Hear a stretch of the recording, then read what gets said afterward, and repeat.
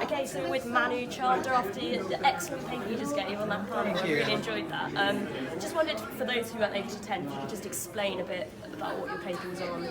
Yeah, so I've been interested in the ways that the persistent return to sympathy in 18th and 19th century studies over the last 20 years, 15 years, and particularly the way that sympathy has been sort of attended to as a kind of potentially liberatory 18th century, 19th century discourse. And I'm really interested in the limits of that sympathetic identification and the ways in which things that are at the edge of the sympathetic imagination get folded out, and the way that colonial writers, in fact, represent the making good of that, right, by insisting on humanity in the colonial periphery. So I talk specifically about how Henry Derozio presents this Wordsworthian solipsist, exactly the kind of person that Shelley would hate, and that sort of writes against in Alastor, but that is a sort of politically cosmopolitan act that makes good on Shelley's cosmopolitanism in ways that Shelley couldn't. Any of that make sense? Yeah, that's a fantastic explanation. And I'm really interested in the idea of a kind of critique of Wordsworthian sympathy in the poem. I think it was called Social Feeling, was it, that you shared?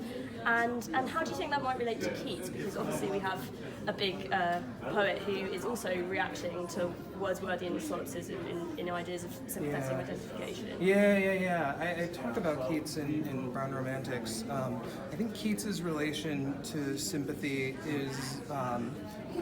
is much less certain than scholarship has tended to attend to. I know that there's a sort of common association with Keats gets his notion of sympathy through Hazlitt, and that sort of becomes... Actually, I think that Keats's sort of mimicry and playfulness actually distances him in important ways from that rhetoric of sympathy. I think he is critical at certain moments, as someone like Derozio is in Social Feeling.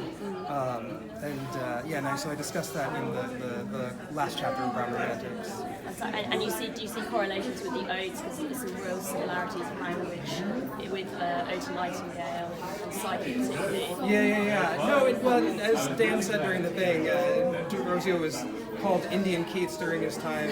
I called Keats, English white Derozio. There's an intense sort of